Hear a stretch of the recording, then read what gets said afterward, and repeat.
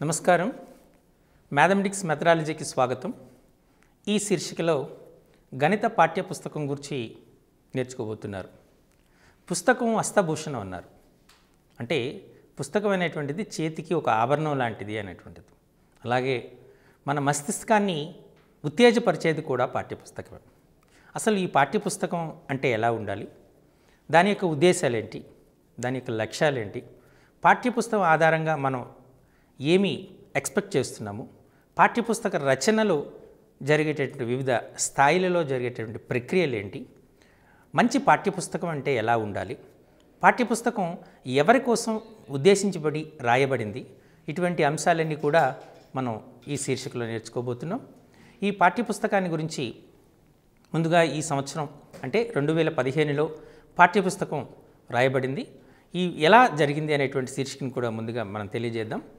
ముఖ్యంగా ప్రజెంట్ ఉన్నటువంటి పాఠ్యపుస్తకాల్లో ఏపీఎస్సిఎఫ్ 2011, అలాగే రైట్ టు ఎడ్యుకేషన్ యాక్ట్, 72-73వ రాజ్యాంగ సవరణలు, నాలెడ్జ్ కమిషన్ యొక్క రిపోర్ట్, ఈ అంశాల ఆధారంగా మొట్టమొదటిగా మనకు ఏపీఎస్సిఎఫ్ 2011 అనేటువంటిది రాయబడింది. దీని ఆధారంగానే 18 పొజిషన్ పేపర్స్ని రాసాం. ఈ పొజిషన్ పేపర్ అంటే ఈ ఒక పాఠ్యపుస్తకంలో ఏ అంశాలు ఉండాలి, ఏ లక్ష్యాలు మనం నిర్దేశించాము, సర్పిలాకార పద్ధతిలో ఇవ్వాలా, లేకపోతే ఏ ఆశయాలతో మనం పుస్తకాన్ని రాస్తున్నాము, ఇటువంటి అంశాలు మనకు తెలియజేయబడతాయి. ఈ పొజిషన్ పేపర్స్ రాసిన తర్వాత మనం సిలబస్ని నిర్ణయిస్తాం. ఈ సిలబస్ని మేధావుల చేత, అలాగే సీనియర్ గణిత ఉపాధ్యాయుల చేత పరిశీలింపచేసి వాటిలో ఏ విధమైనటువంటి మార్పులు ఉంటే మార్పులను చేసి చివరకు సిలబస్ అనేటువంటిది నిర్ణయించబడుతుంది. ఈ సిలబస్ ఆధారంగానే మనం పాఠ్యపుస్తకాలన్నీ రచింపబడతాయి. ప్రైమరీ స్టేజ్లో అంటే 1, 2, 3, 4, 5 తరగతుల్లో ఏ అంశాలు ఉండాలి, ఆ అంశాలని ఏ విధంగా వివరించాలి, వాటి వివరించడానికి ఏ కృత్యాలను తీసుకోవాలి, అదేవిధంగా ఏ ప్రాజెక్ట్స్ని ఇవ్వాలి, ఇటువంటి అంశాలన్నిటి కూడా పాఠ్యపుస్తకాన్ని రాసేటప్పుడు ముందుగా తెలియపరచడం అవుతుంది. ఏ అంశాలంటే సాంఖ్యక శాస్త్రం ఉండాలా లేదా, సంఖ్యాశాస్త్రం ఎంత పరిధి వరకు ఉండాలి, వ్యాపార గణితం ఎంతవరకు ఉండాలి, ఇటువంటి అంశాలను కూడా నిర్ణయించడం జరుగుతుంది. ప్రస్తుత పాఠ్యపుస్తకాన్ని మీరు జాగ్రత్తగా పరిశీలిస్తే ముందుగా మనం టీచర్ నోట్, అలాగే స్టూడెంట్ నోట్ అంటే ఉపాధ్యాయులకు సూచనలు, విద్యార్థులకు సూచనలతో ప్రారంభించాం. ఈ ఉపాధ్యాయులు విద్యార్థులకు ఈ పాఠ్యపుస్తకంలో ఏ అంశాలు ఇవ్వబడ్డాయి, ఆ అంశాలను ఏ విధంగా నేర్చుకోవాలి, నేర్చుకోవడానికి గల ప్రాముఖ్యత ఏమిటి, ఇటువంటి అంశాలని ముందుగా ఇవ్వడం జరిగింది. తర్వాత పాఠ్యాంశాలను ఇచ్చాం.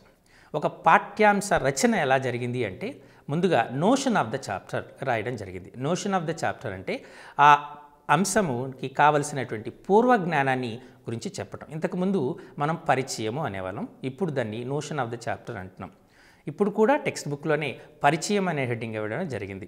అంటే ఉదాహరణకి మనము భిన్నాలు అనేటువంటి ఒక అంశాన్ని తీసుకుంటే భిన్నానికి సంబంధించినటువంటి పదజాలము, దాని పూర్వజ్ఞానము, అలానే ఆ అంశాలన్నింటినీ కూడా మనం ముందుగా చర్చించడం జరుగుతుంది. తర్వాత ఆ అంశం యొక్క అభివృద్ధిని చేస్తారు. అంటే ఆ కాన్సెప్ట్ డెవలప్మెంట్ అనేటువంటిది జరుగుతూ ఉంటుంది.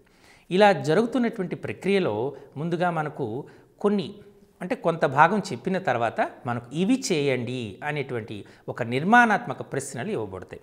3 లేదా 4 వీటిని బాక్స్ రూపంలో ఇవ్వడం జరిగింది. ఉపాధ్యాయుడు తన బోధనాంతరము ఈ బాక్సుల్లో ఇచ్చినటువంటి మొదటి రకమైనటువంటి నిర్మాణాత్మక ప్రశ్నలు ఇవి చేయండి, వాటిని విద్యార్థులు స్వయంగా చేయవలసి ఉంటుంది. స్వయంగా చేసిన తర్వాత అందరూ విద్యార్థులు స్వయంగా చేశారు అనుకుందాం. అప్పుడు ఉపాధ్యాయుడు తన బోధనను ముందుకు సాగించవచ్చు.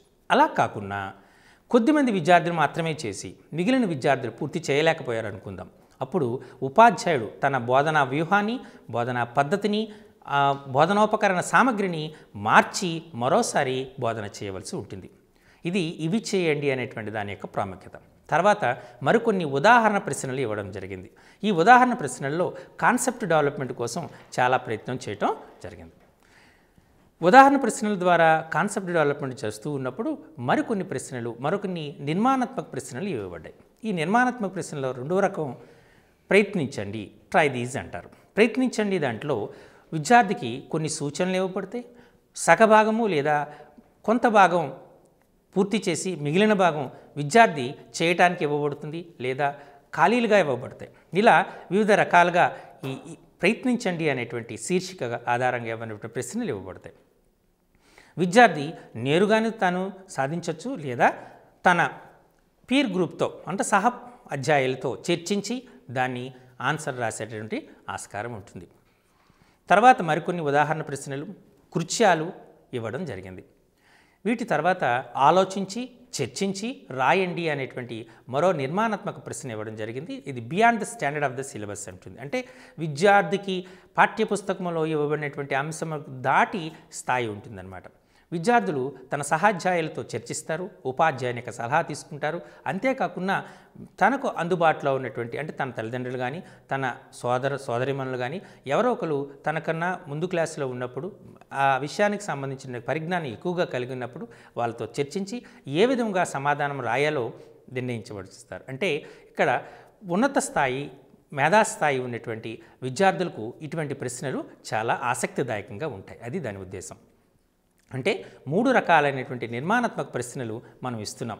ఇవి చేయండి, ప్రయత్నించండి, ఆలోచించి చర్చించి రాయండి అనేటువంటి 3 నిర్మాణాత్మక ప్రశ్నలు ఇవ్వడం జరిగింది.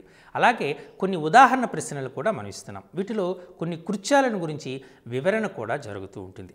అంటే ఇది యాక్చువల్గా టెక్స్ట్ బుక్ అనేటువంటిది 2 అంశాల ఆధారంగా రాయబడింది అనేది మీరు గ్రహించాలి. ఒకటి కృత్య ఆధారిత రచన. కృత్య ఆధారిత రచన అంటే కృత్యాల ద్వారా మనం అంశాలని చెప్పడం జరిగింది. రెండవది చైల్డ్ సెంటర్డ్ అంటాం. చైల్డ్ సెంటర్డ్ అంటే శిశు కేంద్రీయత.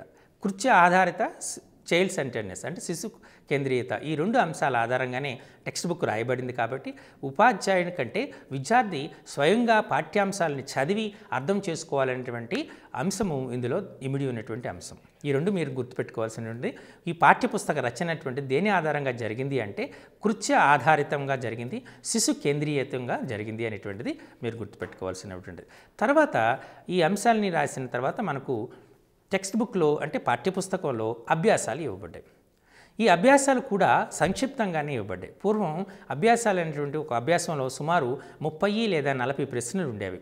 అదేవిధంగా ఒకే రకమైనటువంటి ప్రశ్నలు 3 లేదా 4 ఉండేవి. అంటే రిపీట్ అవుతూ ఉండే అనమాట.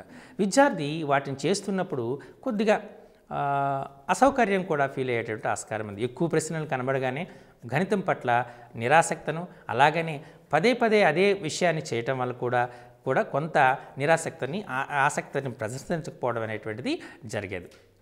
కానీ ప్రస్తుత అభ్యాసాల్లో కేవలము 8 లేదా 10 ప్రశ్నలకు మాత్రమే కుదింపబడింది. ఇందులో ఉపాధ్యాయుడు ఆ ప్రశ్నలకు సంబంధించినటువంటి జ్ఞానాన్ని చర్చిస్తాడు, దాని సమాధానాన్ని మాత్రము బోర్డుపై రాయాడు. అలాగే దాని యొక్క సాధనా విధానాన్ని కూడా రాయాడు. కేవలం ఏ విధంగా సాధన చెయ్యాలి అనేటువంటి విషయాన్ని మాత్రమే తెలియజేస్తాడు. ఇవి అభ్యాసం. అలాగే వాట్ యు హ్యావ్ లెర్న్డ్ అంటే మీరు ఏమి నేర్చుకున్నారు అనేటువంటి శీర్షిక పైన పాఠ్యపుస్తకంలో జరిగే చర్చించబడినటువంటి అంశాలన్నింటినీ కూడా ఇవ్వటం జరిగింది. ఇది ఈ విధంగా ఒక పాఠ్యాంశం అనేటువంటి రాయబడింది. అంటే ముందుగా పరిచయం రాయడం జరిగింది, తర్వాత కాన్సెప్ట్ డెవలప్మెంట్ భావనల యొక్క అభివృద్ధి చేయడం జరిగింది. అలాగే నిర్మాణాత్మక ప్రశ్నలు ఇవ్వబడ్డాయి. నిర్మాణాత్మక ప్రశ్నలు అంటే ఏంటి? ఇక్కడ మన ప్రజెంట్ టెక్స్ట్ బుక్లో ఉన్న ప్రశ్నలు 3 రకాలైన నిర్మాణాత్మక ప్రశ్నలు. అవి ఏంటి?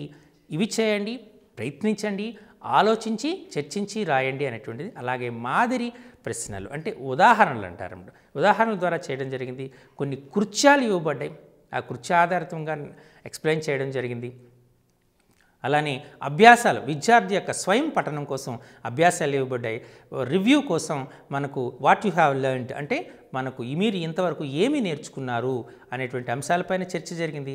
చివరకు కొన్ని ప్రాజెక్టులు కూడా ఆ అంశానికి సంబంధించినటువంటి ప్రాజెక్టులు కూడా ఇవ్వబడ్డాయి. ఇవి ఒక పాఠ్యాంశ రచనలో ఉపయోగించినటువంటిది. అలానే సింపుల్ టు కాంప్లెక్స్ అంటే సులభమైనటువంటి దాని నుంచి మనకు కఠినమైనటువంటి దానికి కూడా మార్పు చెందేటట్టుగా ఇవ్వడం జరిగింది. అలాగే ఏ పాఠ్యపుస్తకంలో ఏ పాఠ్యాంశము ఏ నెలలో వివరించాలి అనేటువంటిది లేదా బోధన చేయాలి అనేటువంటి అంశము కూడా మనకు ముందుగానే ఇండెక్స్లో తెలియజేయడం జరిగింది. అలాగే ఈ పాఠ్యపుస్తకాల రచన కోసం ఏ అంశాలను ఉపయోగించాము లేదా ఏ రిఫరెన్స్ బుక్స్ ఉపయోగించామని కూడా చేయడం జరిగింది. అలాగే ఈ పాఠ్యపుస్తకంలోని అంశాలను నేర్చుకోవడం ద్వారా ఏ విద్యా ప్రమాణాలను మనం సాధించాలో కూడా ఇవ్వడం జరిగింది. దాన్నే మనం ఇప్పుడు లెర్నింగ్ అవుట్కమ్స్గా అన్ని పాఠశాలల్లో మనం ఈ బ్రోచర్స్ ద్వారా గోడపత్రిక ద్వారా కూడా మనం తెలియచేయడం జరిగింది. ఇది పాఠ్యపుస్తకం వెనుక జరిగేటటువంటి లేదా జరిగినటువంటి చరిత్ర. ఓకే, మనం ఈ గణిత పాఠ్యపుస్తకాన్ని చూస్తే ముందుగా ప్రస్తుత కాలంలో పలు రకాల బోధనా సామగ్రి ఉన్న పాఠ్యపుస్తకమే ప్రధాన పరికరంగా ఉంది. చాలా వరకు ఉన్నటువంటి భావన ఏంటి అంటే రిఫరెన్స్ బుక్స్ పేర్లు చెప్పండి అనగానే పాఠ్యపుస్తకము అని రాస్తారు. కానీ వాస్తవంగా అది తప్పు. పాఠ్యపుస్తకం అనేటువంటిది కేవలము ఒక బోధనా సామగ్రి అనేటువంటిది. అంటే మనం టీచింగ్ లెర్నింగ్ మెటీరియల్ అని కూడా మనం అనొచ్చు. మనం చాలా రకాలుగా టీచింగ్ లెర్నింగ్ మెటీరియల్ ఉపయోగిస్తున్నాం. జియోజిబ్రాని ఉపయోగిస్తున్నాము, అలాగే బోర్డును ఉపయోగిస్తున్నాము, చాక్స్ను ఉపయోగిస్తున్నాము, అలాగే స్కేల్స్ను ఉపయోగిస్తున్నాము, టేపులను ఉపయోగిస్తున్నాము, ఐసోమెట్రిక్ డాట్ పేపర్ను వాడుతున్నాము, అంతే కదా. ఇలా మనం చాలా బోధనా సామగ్రిని వాడుతున్నాం. ఆ బోధనా సామగ్రిలో పాఠ్యపుస్తకం కూడా ఒకటి. దీన్ని మనం ప్రధాన పరికరంగా ఉపయోగిస్తున్నాం. పాఠ్యపుస్తకం విద్యార్థుల కోసం రచింపబడింది, ఉపాధ్యాయుని కోసం కాదు. ఉపాధ్యాయుడు పాఠ్యపుస్తకం ఆధారంగా కొన్ని రిఫరెన్స్ బుక్స్ ఆధారంగా పాఠ్యాంశాన్ని డెవలప్ చేసి బోధన చేయవలసి ఉంటుంది. కాబట్టి పాఠ్యపుస్తకం కూడా ఒక బోధనా పరికరంగానే గుర్తించాలి. ఇది చాలా ఇంపార్టెంట్. మీకు పరీక్షల్లో వచ్చేటప్పుడు పాఠ్యపుస్తకం అనేటువంటిది ఈ క్రింది వాటిలో బోధనా పరికరం కానిది ఏది అని అన్నాడు అనుకోండి, అంటే లేదా బోధనా సామగ్రి కానిది ఏది అనుకున్నాను, పాఠ్యపుస్తకం చూడగానే బోధనా పరికరం కాదు అని చేయకూడదు. పాఠ్యపుస్తకం కూడా బోధనా పరికరంగానే గుర్తించవలసి ఉంటుంది. పాఠ్యపుస్తకం యొక్క విధులు ఏంటి అంటే పాఠ్యపుస్తకం ఏం చేయాలనుకో, పాఠ్యపుస్తకం ఆ కోర్సుకు నిర్ణయించిన విషయానికి ఒక సూచికగా చేయాలి. అంటే ఒక తరగతులకు నిర్దేశించినటువంటి పాఠ్యపుస్తకం ఆ నిర్దేశించినటువంటి విద్యా ప్రమాణాలని అందజేసే విధంగా పాఠ్యపుస్తకం ఉండాలి. అంటే ఆ పాఠ్యపుస్తకాన్ని చదవడం ద్వారా ఆ విద్యార్థి ఆ విద్యా ప్రమాణాలని పొందగలిగేటట్లు ఉండాలి. దీన్ని ఉపాధ్యాయుడు విద్యార్థి గుర్తెరగాలి. పాఠ్యపుస్తకంలో అంశాలైనటువంటి పాఠ్యపుస్తకం యొక్క పరిధి ప్రకారము కొన్ని అంశాలు సంక్షిప్తంగాను కొన్ని అంశాలు విస్తారంగాను చర్చింపబడతాయి. దాని యొక్క పరిధిని గుర్తెరిగి ఉపాధ్యాయుడు ఆ అంశాలని దేనిని విస్తారంగాను దేన్ని సంక్షిప్తంగాను వివరించాలనేటువంటి ఆలోచన సమయస్ఫూర్తి ఉపాధ్యాయుడు కలిగి ఉండాలి. కోర్సుకు సంబంధించినటువంటి ప్రాథమిక పాఠ్యాంశ విషయాన్ని ఉపాధ్యాయులకు విద్యార్థులకు అందజేయాలి. అంటే మనం విద్యార్థి ఆ పాఠ్యపుస్తకాన్ని చదవగానే ఉదాహరణకు సంఖ్యలు అనేటువంటి తీసుకుందాం మనం, లేదా అనుకుంటే భిన్నాలు లేదా చక్రవడ్డీ లేదా సామాన్య వడ్డీ, ఇటువంటి అంశాలు చదవగానే విద్యార్థి ఆ అంశాన్ని చదవగానే కొంత మేరకు అర్థం చేసుకోగలగాలి. ఉపాధ్యాయుడు పూర్తిగా అర్థం చేసుకుని దానిని అభివృద్ధిపరిచి విద్యార్థికి అందజేయడానికి ఉపయోగపడాలి. ఇది ఒక కోర్సుకు సంబంధించినటువంటి ప్రాథమిక పాఠ్య విషయం. పునశ్చరణకు అద్భుతంగా పనిచేయాలి. అంటే మనం నేర్చుకున్నటువంటి అంశాలని మరోసారి వల్లివేయడానికి మనం పునశ్చరణకు అద్భుతంగా పనిచేయాలి. సో కాబట్టి అద్భుతంగా పనిచేయాలి అంటే అంశాలు మనం తీసుకున్నాం. ఈ అంశాలు అనేటువంటిది మనకు ముఖ్యంగా పునశ్చరణ జరగాలి. రీక్యాప్చులేషన్ అంటారు. అంటే ఒక అంశం నేర్చుకున్న తర్వాత ఇంకో అంశం, మన ఉదాహరణకు భిన్నం అని తీసుకుందాం. ఈ భిన్నాలు ఎలా ఉంటాయి? మనకు భిన్నం అంటే ఏంటి, భిన్నంలో రకాలు ఏంటి, క్రమ భిన్నం ఏంటి, అపక్రమ భిన్నం అంటే ఏమిటి, మిశ్రమ భిన్నం అంటే ఏమిటి, అపక్రమ భిన్నాన్ని మిశ్రమ భిన్నంగా ఎలా మార్చాలి, మిశ్రమ భిన్నాన్ని అపక్రమ భిన్నంగా ఏ విధంగా మార్చాలి, ఈ అంశాలన్నింటినీ ఒక ఆర్డర్లో ఒక తార్కిక పద్ధతిలో ఇవ్వబడతాయి. ఎప్పుడైతే తార్కిక పద్ధతిలో ఇవ్వడం జరిగిందో మన ప్రశ్నావళి కూడా ఆ విధంగానే ఉంటుంది. సింపుల్గా మనం చెప్పడానికి అంటే పునశ్చరణ జరగడానికి వల్లివేయడానికి. అందుకనే ఈ రకంగా మనం చేసేటప్పుడు మనకు ఈ కాన్సెప్ట్ మ్యాపింగ్, మైండ్ మ్యాపింగ్ అనేటువంటి రెండు అంశాలు ఇప్పుడు వాడుతున్నాం. విద్యార్థి ముందుగా ఆ అంశాన్ని మన పటచిత్రం ద్వారా కూడా వేసుకోగలగాలి. ఉదాహరణకి త్రిభుజాలు అనేటువంటి అంశం తీసుకుందాం. ఈ త్రిభుజాలు అనే అంశం తీసుకుంటే త్రిభుజం అంటే ఏంటి, త్రిభుజంలో ఎన్ని రకాలు ఉన్నాయి, త్రిభుజంలో వర్గీకరణకు రెండు అంశాలు వాడుతున్నాం.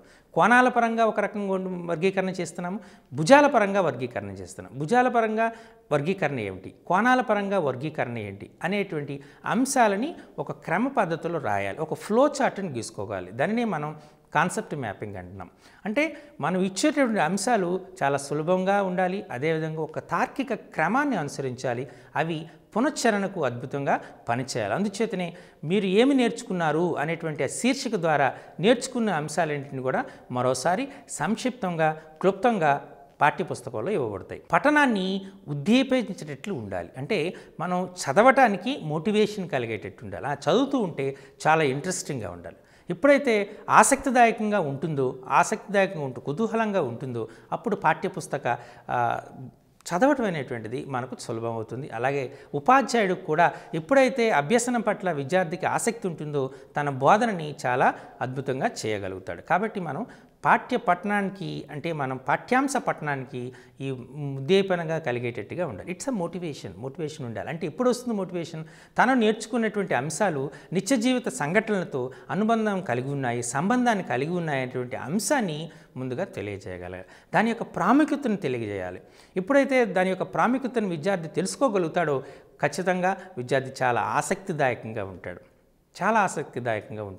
అంతే కదా. ఇప్పుడు మనం ఉదాహరణకి సంఖ్యలు తీసుకుందాం. అందులో పూర్ణ సంఖ్యలు అనేటువంటి అంశం చెప్పాలి. పూర్ణ సంఖ్యలు అని చెప్పగానే మనం ఇక్కడ ఎన్ని వస్తువులు ఉన్నాయి, ఇక్కడ ఎన్ని టేబుళ్ళు ఉన్నాయి అనగానే ఒక 3 టేబుళ్ళు ఉన్నాయని, ఎన్ని ఫ్యాన్లు ఉన్నాయి, 2 ఫ్యాన్లు ఉన్నాయి, అలాగే ఎన్ని డ్యూయల్ డెస్క్లు ఉన్నాయి, 20 డ్యూయల్ డెస్క్లు ఉన్నాయి, ఎన్ని బ్లాక్ బోర్డ్స్ ఉన్నాయి, 1 బ్లాక్ బోర్డు ఉంది అని పిల్లవాడు చెప్పేస్తాడు. ఓకే, అక్కడ ఆ రూమ్లో ఏసీ లేదనుకోండి, ఇక్కడ ఏసీ మిషన్స్ ఎన్ని ఉన్నాయి అంటే లేదు అంటాడు. దీన్ని ఏ సంఖ్యతో చెప్తున్నాడంటే 0తో చెప్తాడు. అంటే లేని దాన్ని చెప్పడానికి 0 అనేటువంటిది వాడుతున్నాము. శూన్యము అని చెప్పడానికి 0 అని వాడుతున్నాం. ఓకే, 0 అని మనం పూర్ణము అంటాం కదా. కాబట్టి సంఖ్యలకు ఈ పూర్ణత్వాన్ని జోడిస్తే వచ్చేటటువంటి పూర్ణాంకాలు అంటాడు. మరి నిజమే, బాగా సహజ సంఖ్యలు అంటే గణనకు ఉపయోగించే సంఖ్యలని సహజ సంఖ్యలు అంటారు. అంటే సహజంగా మనం వాడుతున్నటువంటి సంఖ్యలు 2 పెన్నులు, 10 యాపిళ్ళు, 20 నారింజ పండ్లు అంటే ఇలా వస్తువులని లెక్క పెట్టడానికి, వాటి యొక్క సంఖ్యను చెప్పడానికి, సహజంగా గణించడానికి ఉపయోగించే సంఖ్యలు కాబట్టి వాటి సహజ సంఖ్యలు అన్నాం. మరి ఏమీ లేవు అని చెప్పటానికి మనం శూన్యము కాబట్టి దానికి 0ని సూచిస్తున్నాం. 0 అంటే పూర్ణము. సో పూర్ణత్వాన్ని ఇచ్చాం కాబట్టి పూర్ణాంకాలు అంటున్నాం.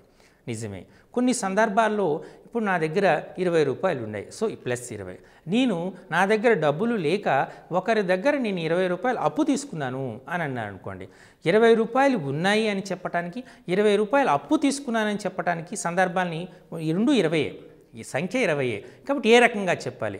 20 రూపాయలు నా దగ్గర ఉన్నాయి కానీ చెప్పడానికి +20 అంటున్నాం.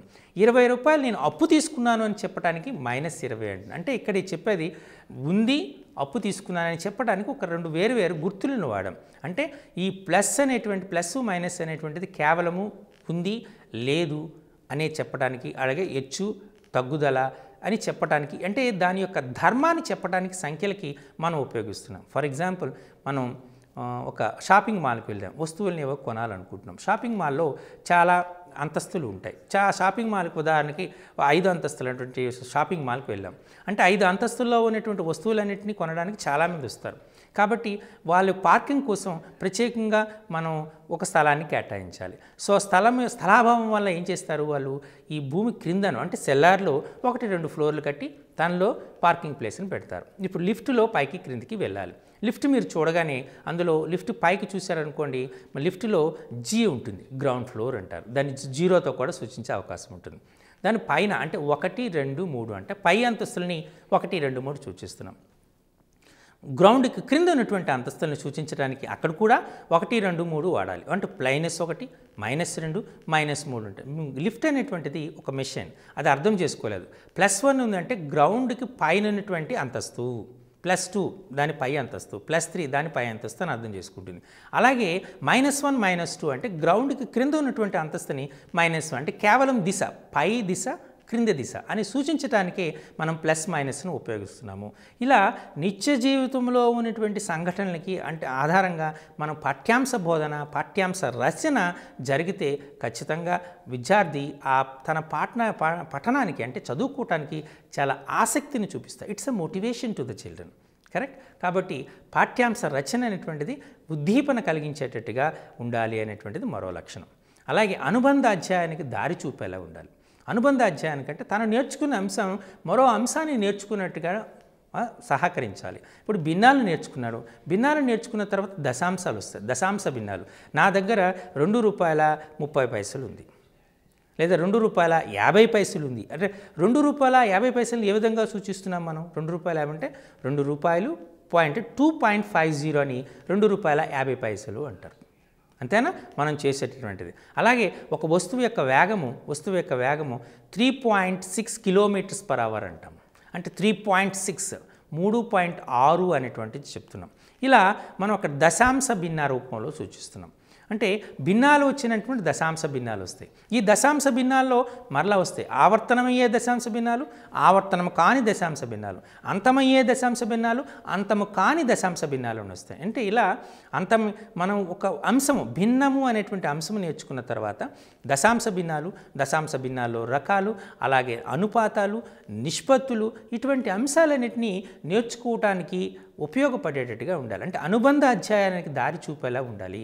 ఏ సంఖ్యలను నేర్చుకున్నాం మనం, ఏ అంశాన్ని నేర్చుకున్న ఆ అంశం, అలాగే మనం రేఖాగణితం నేర్చుకున్నాం. రేఖాగణిత ప్రాథమిక భావన నేర్చుకుంటున్నాం. కోణము, సరళ రేఖ, వక్రరేఖ అనేటువంటిది నేర్చుకుంటున్నాం. అలాగే సమృత పటాలు, వివృత పటాలు నేర్చుకుంటున్నాం. ఎప్పుడైతే సమృత పటాలు పూర్తిగా కప్పబడినటువంటి ఆవరించిపోయినటువంటి వాటిని మనం సమృత పటాలు అంటున్నాం. ఆ సమృత పటాలకి ఎక్స్టెన్షన్కి వెళ్తున్నాం, అంటే అనుబంధానికి వెళ్తున్నాం, అనుబంధ అధ్యాయం. ఆ సమృత పటాల్లో మనం తీసుకుంటే త్రిభుజాలు, చతుర్భుజాలు, బహుభుజులు, వృత్తము, ఇటువంటి అంశాలన్నింటినీ నేర్చుకుంటున్నాం. వాటి ధర్మాలు నేర్చుకుంటున్నాం.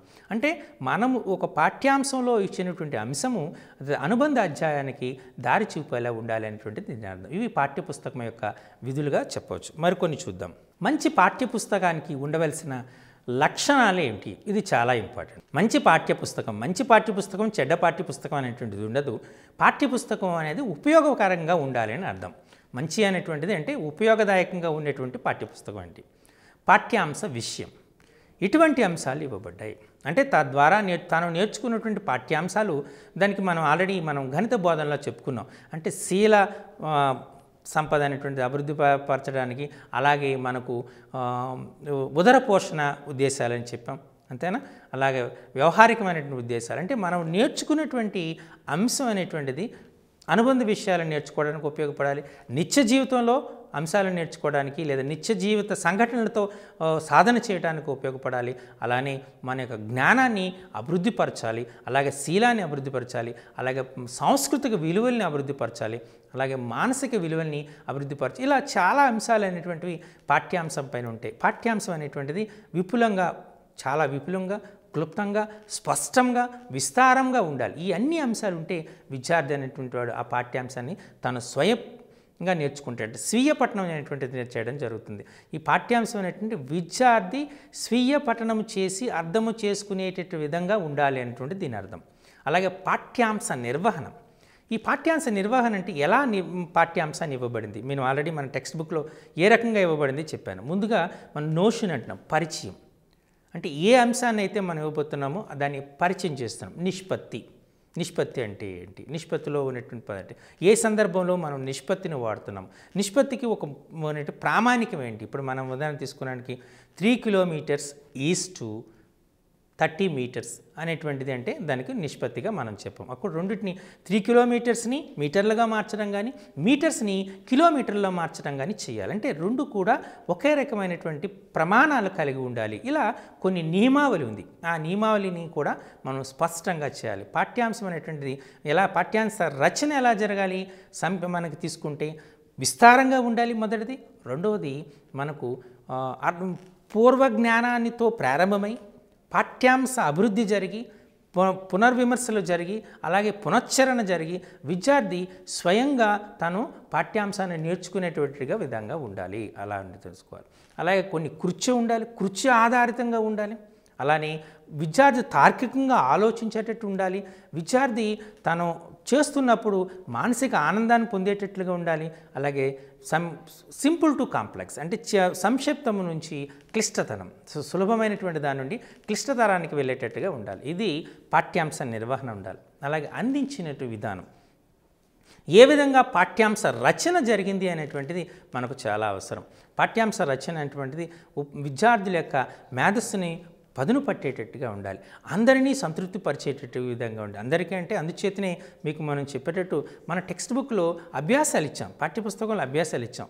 కొద్దిమంది విద్యార్థులు గణితం పట్ల మక్కువ కలిగిన విద్యార్థులు చాలా సులభంగా చేయగలుగుతారు గణితాన్ని. కాబట్టి వాళ్ళకు మరి కాస్త వైవిధ్యమైనటువంటి ప్రశ్నలు ఉండాలి. వాళ్ళ యొక్క మేధస్సుని పదును పెట్టేటటువంటి ప్రశ్నావళి ఇవ్వాలి. అందుచేతనే మనం ఆప్షనల్ ఎక్సర్సైజ్ అంటూ మనం టెక్స్ట్ బుక్లో ఇవ్వడం జరిగింది. ఈ ఆప్షనల్ ఎక్సర్సైజ్ ద్వారా ఎవరైతే విద్యార్థులు గణితాన్ని చాలా ఆసక్తిదాయకంగా, త్వరితంగా, వేగవంతంగా పూర్తి చేస్తారో ఆ విద్యార్థుల కోసం ఈ ఆప్షనల్ ఎక్సర్సైజ్ అనేటువంటిది ఇవ్వడం జరిగింది. చూసారా, అంటే ఒక నిర్దిష్టమైనటువంటి విధానాన్ని మనం పాటిస్తున్నాం అనేటువంటి చెప్పొచ్చు. ఇప్పుడు మనం అందించే విధానం అనేటువంటి చాలా ఆసక్తిదాయకంగా ఉండాలి, విద్యార్థి యొక్క పార్టిసిపేషన్ ఎక్కువగా ఉండాలి, శిశు కేంద్రీయ విధానంగా ఉండాలి. అంటే విద్యార్థి స్వయంగా తను నేర్చుకునేటువంటి, చదవడం ద్వారా తను నేర్చుకునేటట్లుగా ఉండాలి. ఇవి మనకు చాలా అవసరమైనటువంటి అంశాలు. అలాగే ఉపయోగించినటువంటి భాష, ఏ విధమైనటువంటి భాషను మనం ఉపయోగిస్తున్నాము, భాష అనేటువంటిది చాలా సరళముగా, స్పష్టముగా ఉండాలి, వ్యవహారికంగా కూడా ఉండాలి. అంటే మనం శాస్త్రీయమైనటువంటి పదాలను ఉపయోగించాలి, కానీ శాస్త్రీయ పదాలు ఉపయోగిస్తూనే దాని యొక్క వివరణ అనేటువంటిది చాలా అవగాహనయుతంగా ఉండేటట్టుగా ఉండాలి. ఇప్పుడు మనం చెప్తున్నాం, ఉదాహరణకి మీరు చూడండి, పాత టెక్స్ట్ బుక్స్లో మనం కొన్ని పదజాలను వాడాం. అనుషంగికము, వైకల్పికము, ఇలాంటి పదజాలం, ప్రవచనము, ఇలా సార్వత్రిక పరిమాపకము, ఇటువంటి పదజాలను వాడాం. కానీ ఆ పదజాలను వాడేటప్పుడు దానిని ఎక్స్ప్లెనేషన్ ఏ విధంగా వివరించాము అనేటువంటి అంశం కూడా చాలా అవసరం. చాలా సరళంగా ఉండాలి, అందరికీ అర్థమయ్యేటటువంటి భాషలో ఉండాలి, గ్రాంధికత తక్కువ ఉండాలి, వ్యవహారికత ఎక్కువ ఉండాలి.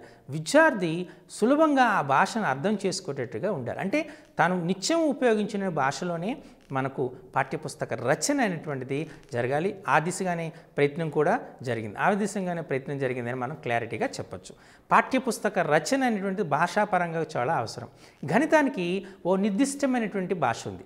గణిత సాంకేతికాలను ఉపయోగిస్తూ, గణిత పదజాలను ఉపయోగిస్తూ గణిత భావనని వ్యక్తపరచవలసి ఉంటుంది. అంతేనా? ఇప్పుడు మన ఉదాహరణకి ఏదో ఒక అకరణీయ సంఖ్య అన్నాం అని చెప్పమన్నాం, అంటే p/q రూపంలో ఉండాలి, q ≠ 0 అవ్వాలి. అలానే p,qలు అంటే పూర్ణ సంఖ్యలు అవ్వాలి. అలాగే p,qలు అనేటువంటివి పరస్పర ప్రధానాంకాలు అయి ఉండాలి. ఇలా ఉండేటప్పుడు ఆ p/qని మనం అకరణీయ సంఖ్య అంటాం. ఇది మనం ఇక్కడ ఉపయోగిస్తున్నాం. ఇక్కడ మనం చాలా పదాలు ఉపయోగించాం. ఇక్కడ గణిత పరిభాష అనేటువంటిది చాలా అవసరం. లవము కంటే హారము ఎక్కువగా ఉన్నటువంటి భిన్నాన్ని క్రమభిన్నము అంటారు. లవము కంటే హారము తక్కువగా ఉన్నటువంటి భిన్నాన్ని అపక్రమ భిన్నము అంటాం. ఇలా మనం అక్కడ లవము, హారము, భిన్నము ఇటువంటి గణిత పదకోశాన్ని వాడుతున్నాం. ఎప్పుడైతే గణిత పదకోశాన్ని మనం వాడుతున్నామో ఆ భాషకు ఓ నిర్దిష్టమైనటువంటి రచన ఉంటుంది. ఆ విధంగా గణిత పరిభాషను ఉపయోగిస్తూ విద్యార్థులకు అర్థమయ్యేటట్టుగానే మనం రాయవలసి ఉంటుంది. సో పాఠ్యపుస్తక రచన చేసేటప్పుడు ముఖ్యంగా ఈ అంశంపై కూడా దృష్టి పెడతారు.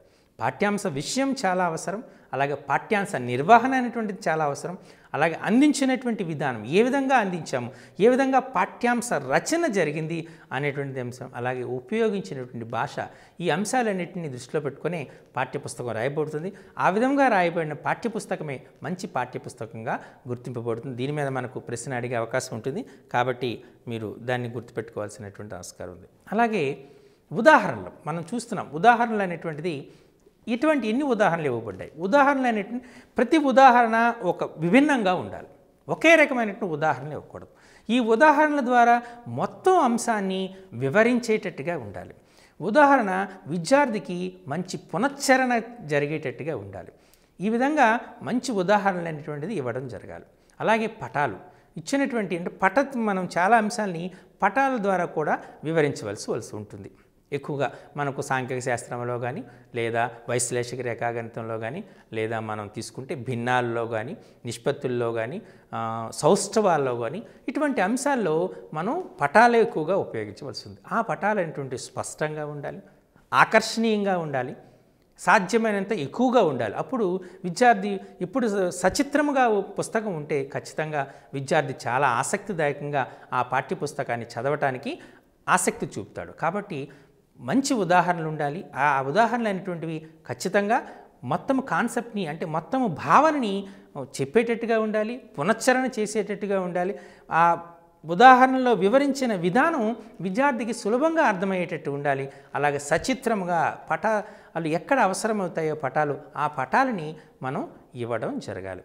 అందుచేతనే కొత్త పాఠ్యపుస్తకంలో ఏమాత్రం ఎక్కడైనా స్పేస్ ఉన్నా దానికి సంబంధించినటువంటి పటం గురించి కానీ లేదా ఆ ఒక అంశాన్ని పటం ద్వారా వివరించడం కానీ చేయటం అనేటువంటిది జరిగింది. మీరు కూడా చూసుంటారు, టెక్స్ట్ బుక్లో చివరలో మనం కొన్ని నూతన అంశాలని కూడా మనం చెప్పడం జరిగింది. అంటే మ్యాజిక్ ట్రయాంగిల్ చూసేసుకుని, గోల్డెన్ ట్రయాంగిల్ అని, గోల్డెన్ రేషియో అని, అలాగే చాలా అంశాలు, అంటే కొన్ని మెదడుకు మేత అనేటువంటి కొన్ని ప్రశ్నలని, ఇటువంటి అంశాలని మనం ఇవ్వటం జరిగిందనమాట. అలాగే అభ్యాసాలు అనేటువంటివి చాలా పెద్ద పెద్ద ఎక్కువ ప్రశ్నలు, ఎక్కువగా అంటే ఒక అభ్యాసం అంటే ఒక 40-50 అటువంటి ప్రశ్నలు ఇచ్చి విద్యార్థికి వీటిని చేయండి అని చెప్తే విద్యార్థి నిరాసక్తిని ప్రదర్శిస్తాడు. అంటే అభ్యాసం అనేటువంటి విద్యార్థి చేసేటట్టుగా ఒక తార్కిక క్రమము, ఒక శాస్త్రీయబద్ధంగా సాంకేతిక పరంగా విద్యార్థి సులభంగా ఒక ప్రశ్న చూడండి, మనకి ఒక విద్యార్థి ఒక ప్రశ్న చేయగలిగాడు అనుకోండి, రెండో ప్రశ్నకు ప్రయత్నం చేస్తాడు, రెండో ప్రశ్న కూడా చేయగలిగాడు అనుకోండి, మూడో ప్రశ్నకు చేయగలదు. అంటే మనం సంక్షిప్తం నుండి క్లిష్ట దానికి వెళ్ళాలి, సులభం నుంచి సింపుల్ టు కాంప్లెక్స్. అంటే సులభమైనటువంటి ప్రశ్నల ద్వారా నెమ్మదిగా ఆ విద్యార్థి యొక్క మేధస్సుకు అనుగుణంగా ఈ క్లిష్టతను ఆధారంగా మనం ప్రశ్నలు ఇవ్వడం జరుగుతూ ఉంటుంది. అలాగే మనం ఉదాహరణలో ఏ అంశాలు ఇచ్చామో అదే అంశాలతో అభ్యాసంలోని ప్రశ్నలు ఉండకూడదు. విద్యార్థి అర్థము కీలకమైనటువంటి భావనలు ఏవైతే కీలక భావనలుగా మనం పరిగణిస్తున్నామో ఆ కీలక భావనని అవగాహన చేసుకున్నాడా లేదా విద్యార్థి అనేటువంటి దాన్ని పరీక్షించడానికి తగు ప్రశ్నలని మనం ఈ అభ్యాసాల్లో ఇవ్వడం. అభ్యాసాల సంఖ్య కూడా తక్కువగా ఉండాలి. అంటే మనము చెప్పేటటువంటి అంశం ఎక్కువగా ఉండాలి, అభ్యాసాల సంఖ్య కూడా తక్కువగా ఉండేటట్టే ప్రయత్నం చేయాలి. ఈ అభ్యాసాలు కేవలం ప్రశ్నలకు సమాధానాలు రాయడమే కాకుండా అభ్యాసాల్లో కొన్ని ప్రాజెక్ట్స్ ఇవ్వాలి, కొన్ని కృత్యాలు ఇవ్వాలి. ఇలా ఇవ్వటం వల్ల విద్యార్థి కృత్య ఆధారిత అభ్యసనం చేస్తాడు. అలాగే విద్యార్థి నేరుగా పాల్గొంటాడు కాబట్టి విద్యార్థి గణిత అభ్యసనం పట్ల ఆసక్తిని, మక్కువను ప్రదర్శించేటట్టు ఆస్కారం ఉంటుంది. మరి కూర్పు ఎలా ఉండాలి అంటే మన అంశాలని ఏ విధంగా కూర్పు చేయాలి, అంటే ఒక్కొక్క అంశాన్ని ఎలా చేయాలి మీరు జాగ్రత్తగా పరిశీలించేటప్పుడు మీరు చూస్తే 7వ తరగతి పాఠ్యపుస్తకంలో మీరు 7వ తరగతి పాఠ్యపుస్తకం చూస్తే అందులో ఒక త్రిభుజాలు అనేటువంటి అంశం తీసుకున్నాం. ఈ త్రిభుజాలు అనే అంశంలో త్రిభుజంలోని 3 కోణాల మొత్తము 180 డిగ్రీలు, ఇది ఈ అంశం ఇవ్వాలి. 3 కోణాల మొత్తం అంశం అంటే నేరుగా చెప్పవచ్చు, త్రిభుజంలో 3 కోణాల మొత్తం 180 డిగ్రీలు ఇనఫ్. కానీ అలా చేయడానికి ప్రయత్నం చేయాలి. ముందుగా ఒక కృత్యం ఇచ్చాం. కృత్యం ఏంటి? త్రిభుజాన్ని గీసి 3 కోణాలు ఏబిసి అనే త్రిభుజం తీసుకోండి, ఏ కోణము, బి కోణము, సి కోణానికి వివిధ రంగులను గీసాం, వాటిని కత్తిరించమన్నాం. ఒక సరళ రేఖపై ఆ 3 కోణాలని పెట్టమని చెప్పాం. అప్పుడు ఒక సరళ కోణం ఏర్పడుతుంది. సరళ కోణం విలువ 180 డిగ్రీలు. కాబట్టి అంటే ఈ 3 కోణాల మొత్తం 180 డిగ్రీలు. ఈ 3 కోణాలను దేని నుండి సంగ్రహించాము? త్రిభుజం నుండి సంగ్రహించాం. కాబట్టి త్రిభుజంలో 3 కోణాల మొత్తము 180 డిగ్రీలని కృత్యం ఆధారంగా విద్యార్థి గ్రహించడం జరిగింది. సో ఆ ఉద్దీపనను దాన్ని మరింత బలవంతం చేయడానికి, అంటే బలోపేతం చేయడానికి మనం ఇంకొక కృత్యం ఇచ్చాం, దాన్ని ఫోల్డింగ్ టెక్నిక్. ఒక పేపర్ నుంచి దాన్ని ఫోల్డ్ చేయమని చెప్పి తద్వారా కూడా త్రిభుజంలోని 3 కోణాల మొత్తం 180 డిగ్రీలు అయ్యేటట్టుగా చూసాం. ఓకే, తర్వాత మనం ఏం చేసాం? 3 ఒకే రకమైన త్రిభుజాలని గీయమని చెప్పాం. విద్యార్థి అనేటువంటి వాడు అతని యొక్క ఈ స్కిల్డ్ బేస్డ్ నైపుణ్యం ఆధారితమైనటువంటి లక్షణాన్ని పరిశీలించడానికి 3 త్రిభుజాలను గీసి ఆ త్రిభుజాలను ఒక బిందువు వద్ద కేంద్రీకృతం చేసి 3 కోణాల మొత్తం 180 డిగ్రీలు అయ్యేటట్టుగా గుర్తించడానికి చేశాం. 4వది బృందకృత్యం. అంటే నలుగురు విద్యార్థులు కలిసి 4 రకాల త్రిభుజాలను గీసి ఆ త్రిభుజంలోని 3 కోణాలని కొనిస్తారు, ఒక పట్టిక రూపంలో పొందుపరుస్తారు. త్రిభుజం ఏబీసీలో 3 కోణాల మొత్తం ఏబిసిని కొలిసి వాటి 3 కోణాల మొత్తము 180 డిగ్రీలుగా గుర్తిస్తారు. అలానే త్రిభుజం PQRల మొత్తం 180 డిగ్రీలుగా గుర్తిస్తారు. త్రిభుజం XYZలో X + Y + Z = 180 డిగ్రీ. త్రిభుజం LMNలో L + M + N 180. అంటే ఏ త్రిభుజం తీసుకున్నా ఆ త్రిభుజంలోని 3 కోణాల మొత్తము 180 డిగ్రీలుగా గుర్తించడం జరుగుతూ ఉంటుంది. ఇలా బృందకృత్యం ద్వారా కూడా విద్యార్థి నేర్చుకుంటారు. చివరకు తన గణిత బోధనా పద్ధతులు, అంటే గణిత పద్ధతులను ఉపయోగించి, అంటే ఆగమన పద్ధతి, నిగమన పద్ధతిని ఉపయోగించి దాని యొక్క ప్రూఫ్ని రాస్తాడు, ఉపపత్తిని రాస్తాడు. ఇచ్చిన దత్తాంశం ఏమిటి, సారాంశం ఏమిటి, ఏ అంశాలను మనం నిర్మాణ క్రమంలో రాయాలి, దాని ఉపపత్తిలోని అంశాలు ఏంటి అనేటువంటిది. అంటే విద్యార్థి చాలా కృత్యాల ద్వారా అలాగే నేరుగా పార్టిసిపేట్ చేయటం ద్వారా ఎన్ని అంశాల ద్వారా విద్యార్థి ఆ అంశాన్ని నేర్చుకోవడం జరుగుతుంది. ఈ విధమైనటువంటి మానసికమైనటువంటి కూర్పుని మనం చాలా జాగ్రత్తగా ప్రయత్నం చేయాలి. టెక్స్ట్ బుక్లో కేవలం పాఠ్యాంశాన్ని ఇవ్వడమే కాకుండా ఆ పాఠ్యాంశాన్ని అవగాహన కోసం విద్యార్థి ఏం చేయాలి. ఇప్పుడు చిన్నపిల్లలకి ఇప్పుడు ఫస్ట్ స్టాండర్డ్ సెకండ్ స్టాండర్డ్ చూడండి. ఫస్ట్ స్టాండర్డ్ 1వ తరగతి పుస్తకం చూడండి. చూస్తే అందులో 1 నుంచి 20 వరకు అనేటువంటి సంఖ్యలని విద్యార్థి నేర్చుకోవాలి. అది ప్రాథమిక లక్ష్యం. సంఖ్యలను గుర్తించాలి, సంఖ్యలను రాయాలి, రాసి వాటిని చదవగలగాలి. ఈ అంశాలను వాటిని పోలిక చేయాలి. అంటే 14 పెద్దదా 16 పెద్దదా అంటే విద్యార్థి పోల్చగలగాలి 16 పెద్దది అని. అంటే సంఖ్యలను రాయడం నేర్చుకోవాలి, అలాగే గుర్తించడం నేర్చుకోవాలి, వాటి మధ్య ఉన్న సంబంధాన్ని చేయాలి. ఈ అంశాలన్నింటినీ నేర్చుకోవాలి. అంటే ఒక ఆర్డర్లో వెళ్తున్నాం. దీని ప్రకారం దీనిలో వాటి పరిక్రియలు కూడా చేయగలగాలి. అంటే పరిక్రియలను చేయగలగడము అంటే కలపడము, తీసివేతలు, ఈ 2 అంశాలు ఇచ్చాం. కలపడం, తీసివేతలు అని తీసేటప్పుడు మనం చాలా రకాలైన కృత్యాలు ఇచ్చాం. ఎలా ఇచ్చాం? ముందు చేతివేలు ఆధారంగా కలపడం నేర్చుకుంటాడు. అలానే గీతలు గీస్తాడు. 6 అంటే 6 గీతలు గీస్తాడు, 4 అంటే 4 గీతలు గీస్తాడు, 6 + 4 అంటే మొత్తం గీతలని లెక్క పెడతాడు. 10 గీతలు వచ్చినాయి, ఓకే. అలాగే చింతపిక్కలు, అలాగే గులకరాళ్ళు, వీటి ద్వారా కూడా 6 అంటే 6 చింతపిక్కలు తీసుకుంటాడు, 4 అంటే మరో 4 చింతపిక్కలు తీసుకుంటాడు, మొత్తం కలిపి వాటిని లెక్క పెడతాడు. 10 చింతపిక్కలు అనేటువంటి చెప్తాడు. గులకరాలు, ఇలా మనకు అందుబాటులో ఉన్నటువంటి అన్ని వస్తువులను సేకరించి సంకలనం చేస్తాడు. చేతివేలతో సంకలనం చేస్తాడు, గీతల ద్వారా సంకలనం చేస్తాడు. దాన్ని కాస్త ఎక్కువగా అభివృద్ధి పరిచి దాని ఒక సంఖ్యారేఖపై దాన్ని కలపడం చూపిస్తాడు. అంటే కలపడం అంటే ఎడమ నుంచి కుడికి అని చెప్పి వాడిని ఆ రకంగా కూడా 6 + 4 6 వద్ద ప్రారంభించి 4 అంశాలను దాడుతాడు. 4 అంశాలంటే 7, 8, 9, 10 వద్ద అవుతాడు. అంటే 6కు 4 కలిపితే 10 వస్తుంది అనే అంశం. అంటే ఇక్కడ మనకేమొస్తుంది? అతని యొక్క నైపుణ్యం, మోటార్ స్కిల్స్ అనేటువంటివి డెవలప్ అవుతాయి. అలానే అబాకస్ను కూడా ఉపయోగిస్తున్నాం.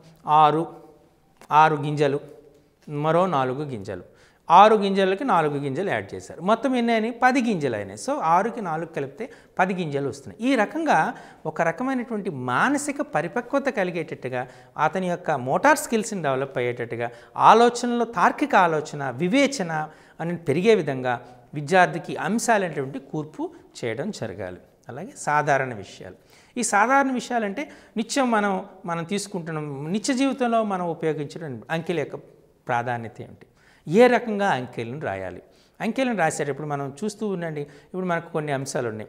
2 3 అంటే కొన్ని అంశాలను చాలా ఆసక్తిదాయకంగా ఉంటాయి. ఒక 3ని ఇంకొక 3తో కలిపి చూపించారు. 3 కలిపితే ఏమొస్తుంది రా అబ్బాయి అంటే జనరల్గా ఏం చేస్తాడు? 3 + 3 6 అని చెప్తాడు. ఆ ఆట పద్ధతిలో చెప్పాలంటే ఆ 3ని 3 దగ్గరగా తీసుకొచ్చేటప్పుడు 8గా ఫార్మ్ అవుతుంది. అంతేనా? 8గా, ఓహో 8 వస్తుందా? ఈ రకంగా అందులో ఉన్నటువంటి సాధారణ అంటే మనకు అందులో ఉన్నటువంటి ఆసక్తిదాయకమైన అంశాలను చెప్పడం జరగాలి. అలాగే నిత్య జీవితంలో ఉపయోగపడే అంశాలు ఉండాలి. అలాగే సాధారణమైనటువంటిది అంశాలను కూడా మనం చెప్పడం జరగాలి. ఇవన్నీ ఉంటే అన్ని రకాలైనటువంటి లక్షణాలకు ఉంటే మనం చూడండి, జనరల్గా చెప్తున్నాం కంప్లీట్ డైట్ అంటాం. కంప్లీట్ డైట్ అంటే మనకు అన్ని రకాలైన పోషక పదార్థాలు అందించేటువంటి భోజనాన్ని చేయాలి అని ఎలా అంటున్నామో, పాఠ్యపుస్తకం కూడా ఈ అన్ని రకాల యొక్క కూర్పులతో రచింపబడి ఉండాలి. ఇది మంచి పాఠ్యపుస్తకానికి ఉండవలసిన లక్ష్యాలు. అంటే విద్యార్థికి మనం ఇంతకుముందు చెప్పినట్టు విద్యార్థి తీసుకుంటే మొట్టమొదటిగా మనకు పాఠ్యపుస్తకంలో దాన్ని తీసుకున్నారనుకోండి, పాఠ్యాంశ విషయం బాగుండాలి, పాఠ్యాంశ నిర్వహణ అనేటువంటి పద్ధతిలో ఉండాలి, అలాగే అందించిన విధానం అనేటువంటిది చాలా స్పష్టంగా ఉండాలి, ఉపయుక్తంగా ఉండాలి, ఉపయోగించినటువంటి భాష సరళంగా ఉండాలి, విద్యార్థికి చాలా ఆసక్తిదాయకంగా ఉండాలి. అలానే తర్వాత మనం చెప్పుకున్నటువంటి అంశాలు మంచి ఉదాహరణల ద్వారా సచిత్రమైనటువంటి పాఠ్యపుస్తకాల రచన జరగాలి. అలాగే మంచి అభ్యాసాలు ఉండి అవి సంక్షిప్తంగా ఉండాలి. విద్యార్థి ఆ అభ్యాసాలని సాధన చేయడానికి ఆసక్తి కలిగేటట్టుగా ఉండాలి. కూర్పు అంటే ఇచ్చినటువంటి విషయాలని ఒక ఆసక్తిదాయకంగా, వివేచన పూరితంగా ఉండాలి. అలాగే నిత్య జీవితంలో ఉన్న అంశాలను మేళవించేటట్టుగా ఉండాలి. ఇవి మంచి పాఠ్యపుస్తకానికి ఉండవలసిన లక్షణాలుగా మనం గుర్తించాలి. మరి పాఠ్యపుస్తకాన్ని మూల్యాంకనం చేయడానికి ఉపకరించే జాబితాగా ఉపయోగపడుతుంది. అంటే మనం ఒక పాఠ్యపుస్తకం అనేటువంటిది మనం చూస్తున్నాం అనుకోండి, దానికి రేటింగ్ స్కేల్ అంటారు. అంటే ఏ రకంగా మనం ఆ పాఠ్యపుస్తకాన్ని మూల్యాంకనం చేస్తున్నాం. మంచి పాఠ్యపుస్తకం ఆ లక్షణాలు ఉండాలి. మరి దీన్ని ఏ రకంగా చేస్తున్నాం? మొదటిది ముద్రణా తేదీ.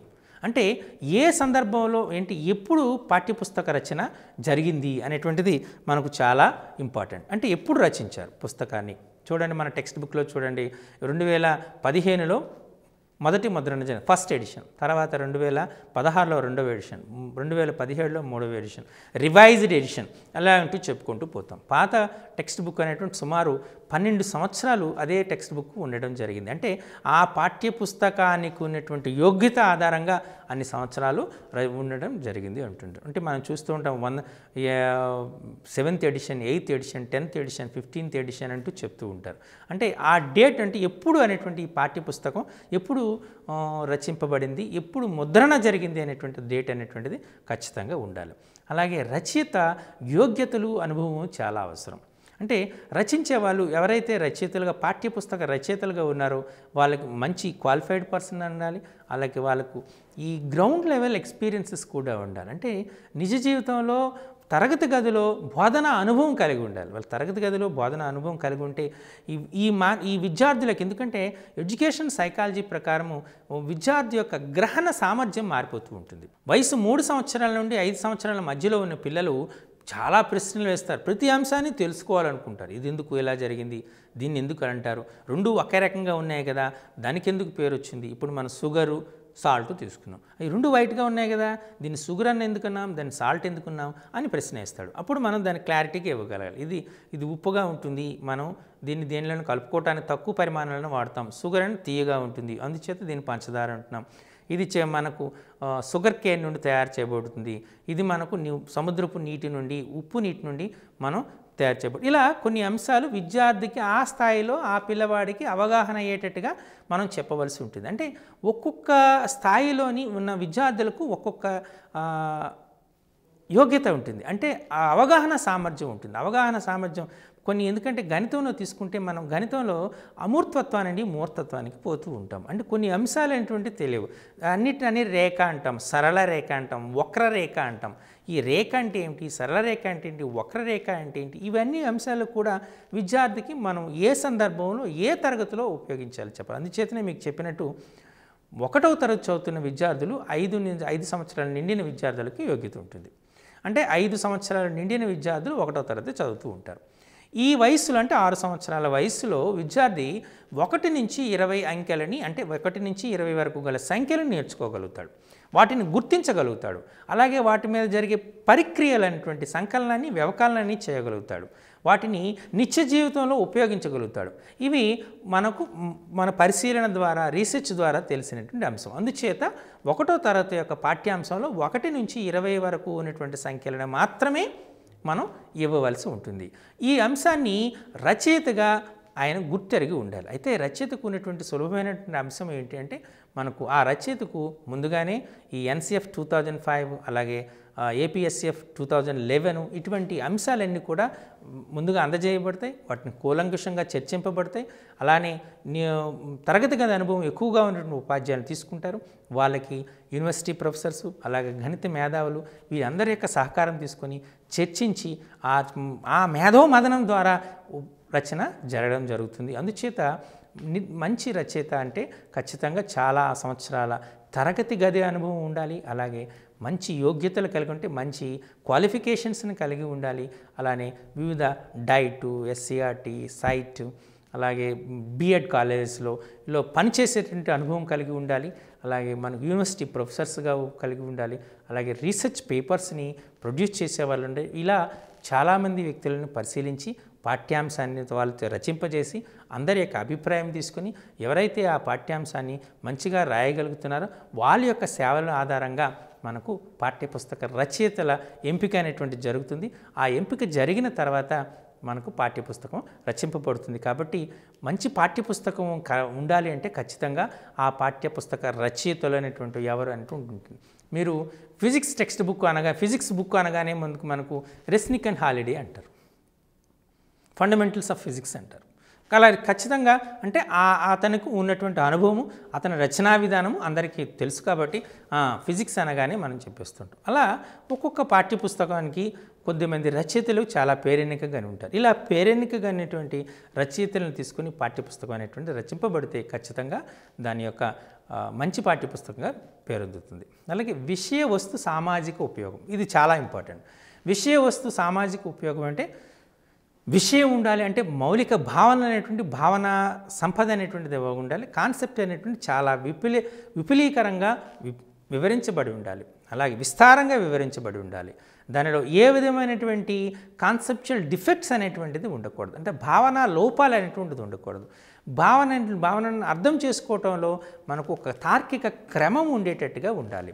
అంతే తప్ప భావన క్లిష్టతను పెంచే విధంగా, అంటే మనకు మోర్ అంబిగ్విటీగా ఉండేటట్టుగా, అంటే మనం నేర్చుకునేటప్పుడు చాలా సమస్యలు తలెత్తేటట్టుగా ఉండకుండా సమస్య అనేటువంటిది ఒక నల్లేరుపై నడకల సాఫీగా జరిగిపోయేటట్టుగా ఉండాలి.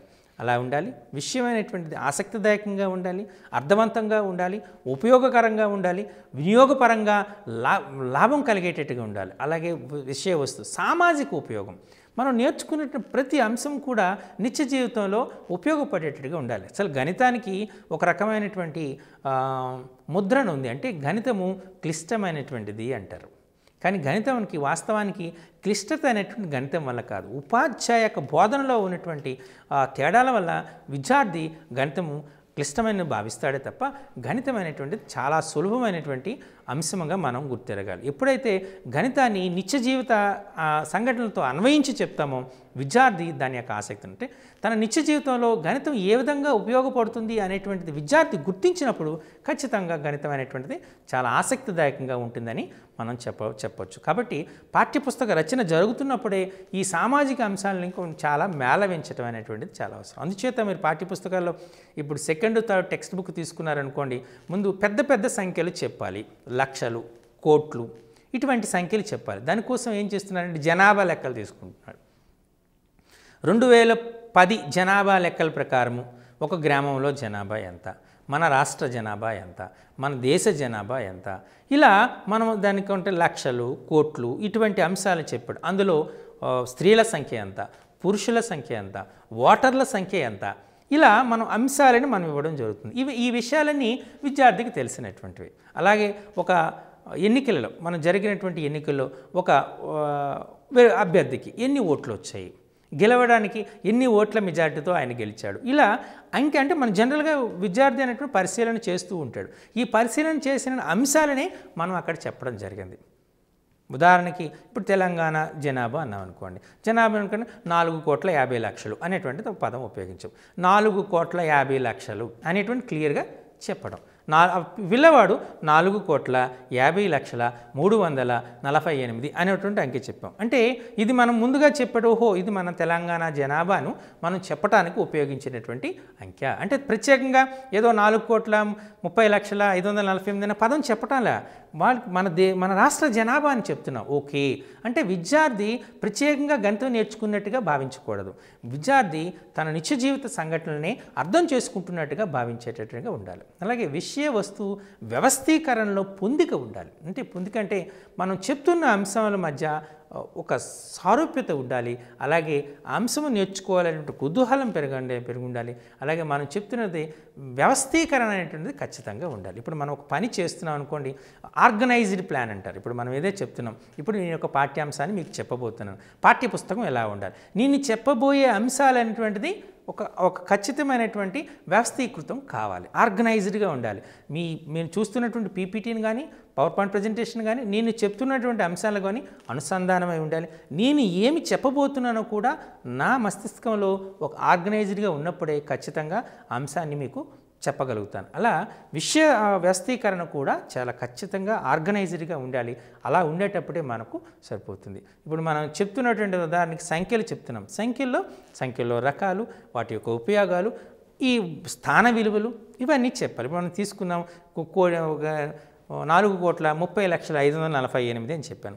అందులో 8 అనేట్లు 1 స్థానంలో ఉంది, 4 అనేటువంటి 10ల స్థానంలో ఉంది, 5 అనేటువంటి 100ల స్థానంలో ఉంది. ఇలా మనం చెప్పే విధానమే 1ల స్థానము, 10ల స్థానము, 100ల స్థానము, 1000ల స్థానము, 10,000ల స్థానము, లక్షల స్థానము అంటూ ఒక వ్యవస్థీకృతంగా ఉండాలి. ముందుగా లక్షలు చెప్పి తర్వాత వేలు చెప్పి తర్వాత 1లు చెప్తే ఈ రకంగా ఉండదు. మనం చెప్పబోయే అంశం కూడా ఉండాలి. అంటే వ్యవస్థీకృతంగా ఉండేటప్పుడే దానికి ఖచ్చితమైనటువంటి ఉపయోగం ఉంటుంది, ఫలితం ఉంటుంది. ఇది మనం ఒక రేటింగ్ స్కేల్గానే చూద్దాం. అలానే ఉపయోగించేటువంటి జాబితా అనేటువంటిది ఏంటి? పాఠ్యపుస్తకాన్ని మనం మూల్యాంకనం చేయడానికి ఉపయోగించే జాబితాగా ఉపయోగపడుతుంది. ఏ వయసు వారికి ఉద్దేశింపబడిందో వాళ్ళకి తగ్గ భాష ఉండాలి. ఇప్పుడు పెద్ద వయసు ఇప్పుడు 15 సంవత్సరాలు 16 సంవత్సరాల వయసు ఉన్నటువంటి విద్యార్థులు మనం తీసుకున్నాం అనుకోండి, వాళ్ళకు కొంత విషయ పరిజ్ఞానం ఉంటుంది. అలాగే గణిత పరిభాషకు ఉపయోగించే సాంకేతికాలపైన ఒక దృష్టి ఉంటుంది. కాబట్టి ఏ వయసు వారు ఉద్దేశితమైందో అనేటువంటిది వాళ్ళకి తగ్గ భాషను మనం ఉపయోగించాలి. ఇది చాలా అవసరం. అంటే ఏ వయసు వారికి ఏ రకమైనటువంటి మనం భాషను ఉపయోగిస్తున్నామంటే చాలా స్పష్టంగా ఉండాలి. ఎక్కువ సాంకేతిక పదాలు, ఎక్కువ అనేటువంటి క్లిష్టత ఉండేటువంటిది ప్రాథమిక స్థాయిలో ఉండకూడదు. ప్రాథమిక స్థాయిలో ఉన్నటువంటి విద్యార్థులకు సులభంగా ఆ భాషని అర్థం చేసుకునేటట్టుగా ఉండాలి. ఉపాధ్యాయుడు కూడా అదే రకమైన భాషని ఉపయోగించగలగాలి. అలా అప్పుడే విద్యార్థి ఆ పాఠ్యాంశ అర్థం చేసుకోవటానికి చాలా ఆసక్తిని ప్రదర్శిస్తాడు. ప్రతి అధ్యాయంలో తగినన్ని సమస్యలను వాటి క్రమాన్ని చేయాలి. అంటే మనం ఒక అభ్యాసం అనేటువంటిది ఒక అధ్యాయం తీసుకున్నా, ఒక అభ్యాసం తీసుకున్నా, ప్రతి అభ్యాసంలో కూడా తగినన్ని సమస్యలు వాటి క్రమాన్ని ఇవ్వాలి. అభ్యాసం అంటే మనం తీసుకుంటే 5 లేదా 6 లేదా 7 ప్రాథమిక స్థాయి పిల్లలు కాబట్టి 8 వరకు కొన్ని ప్రశ్నలు ఇస్తే అభ్యాసం ఈరోజు విద్యార్థులు ఈ అభ్యాసాన్ని మీరు పూర్తి చేసుకురండి అంటే విద్యార్థి సులభంగా కేవలం 8 ప్రశ్నలే కదా నేను ప్రయత్నం చేసుకున్నాను. ఈ 8 ప్రశ్నలు కూడా ఉపాధ్యాయుడు నేరుగా ఇవ్వకుండా ఈ అభ్యాసంలో మొదటి 4 ప్రశ్నలు ఈరోజు చేసుకురండి, తర్వాత 4 ప్రశ్నలు తర్వాత మరుసటి రోజు చేసుకురండి అని చెప్పగానే విద్యార్థి 4 ప్రశ్నలే కదా, 4 సమస్యలే కదా, సులభంగా చేసుకొని వస్తానటువంటి అంటే సమస్యల సంఖ్య కూడా, అలాగే సమస్యల క్రమము. అంటే మనం నేరుగా మొదటి ప్రశ్నే విద్యార్థికి చాలా క్లిష్టమైన ప్రశ్న వేయగానే ఈ అభ్యాసంలో ప్రశ్నలన్నీ ఇలానే ఉంటాయి అనేటువంటిది విడిచిపెట్టే ఆస్కారం ఉంటుంది. సులభమైన ప్రశ్నలు ఇవ్వాలి. సులభమైన ప్రశ్నలు ఇవ్వగానే విద్యార్థి చేయగానే తనపై తనకు నమ్మకం కుదురుతుంది. ఓకే, నేను ఈ సమస్యను చేయగలుగుతున్నాను కాబట్టి మరో సమస్యకు ప్రయత్నం చేస్తాను అనేటువంటి భావన కలగాలి. అలా ఒక సమస్యకు ఆధారంగా ఒక సమస్య విద్యార్థి చేయగలుగుతున్నప్పుడు విద్యార్థికి గణిత అభ్యసనం పట్ల ఆసక్తి అనేటువంటి కలిగి ఉంటుంది. కాబట్టి ఒక నిర్దిష్టమైన క్రమము అనేటువంటి సులభం నుండి క్లిష్టమైనటువంటి ప్రశ్నలకు ఉండేటట్టుగా ఉండాలి. అలాగే ఆ సమస్యలను అంతకుముందు చర్చించినటువంటి భావనలపై ఆధారపడేటట్టుగా ఉండాలి. అంతలో 1 లేదా 2 ప్రక్రియలను పరిశీలించేటట్టుగా ఉండాలి. అంటే మోర్ ఆపరేషన్స్ అంటే ఎక్కువ ప్రక్రియలని అందులో చూపించకూడదు, అలాగే ఎక్కువ భావనలను చూపించకూడదు. ఒక భావన పైన నిర్దిష్టంగా ఉండేటట్టుగా చూసుకోవాలి. ఈ రకంగా అభ్యాసాలు అనేటువంటివి ఒక తగినన్ని సమస్యలు ఉండాలంటే తక్కువగానే ఉండాలి, వాటి క్రమం కూడా ఒక తార్కికత ఉండాలి. అంటే సులభం నుంచి క్లిష్టంగానే ఉండేటట్టు ఉండాలి. సమస్య అనేటువంటిది విద్యార్థిని సులభంగా చేసేటట్టు ఉండాలి. సమస్యలో ఎక్కువ భావాలని చొప్పించకూడదు, ఎక్కువ ప్రక్రియలను చొప్పించకూడదు. అందులోనే వ్యవకలనం, అందులోనే సంకలనం, అందులోనే భాగాహారం, ఇటువంటి సమస్యలన్నీ ఒకే అన్ని ప్రక్రియల్ని ఒకే సమస్యలు ఇవ్వటం వల్ల విద్యార్థి చాలా ఇబ్బంది పడేటువంటి ఆస్కారం ఉంటుంది. కాబట్టి వాటిని ఖచ్చితంగా చూడాలి. వాడుకలో లేని విషయ వస్తువుని వదిలేయడం. ఇప్పుడు మనకు తెలియదు. జనరల్గా మనం ఇప్పుడు ఏం చేస్తున్నాము అంటే మైళ్ళు ఇప్పుడు మనం ఉపయోగిస్తున్నాము. మైలు అనే పదం అతి తక్కువగా ఉపయోగిస్తున్నాం. సో మైలు అనేటువంటిది లేదు. అలాగే మనం తీసుకుంటున్నప్పుడు మూర అనేటువంటిది జనరల్గా ఇప్పుడు మనం ఒకప్పుడు వాడేవాళ్ళం. మూరలు అనేటువంటి పదం వాడేవాళ్ళం. అంటే పొడవను కొనడానికి మూరలు అనేటువంటి వాడుతున్నాం. సో మూరలు, మైళ్ళు ఇటువంటి పదాలు వాడుకలో లేవు. ఎప్పుడైతే వాడుకలో లేవో వాటిని మనం వదిలేయటమే చాలా వరకు ముఖ్యం. ఇప్పుడు మనకు క్షేత్రమితి అని తీసుకున్నాం. క్షేత్రమితిలో కూడా మనం కొన్ని పదాలను మన వాడుకలో ఉపయోగించాం. ఎప్పుడైతే వాడుకలో లేవో వాటిని విడిచిపెట్టేసి మనం చేయటం అనేటువంటిది అవసరం. ఇది చాలా అవసరం. అలాగే పీఠికలో రచయిత ఉద్దేశాలు చెప్పాలి.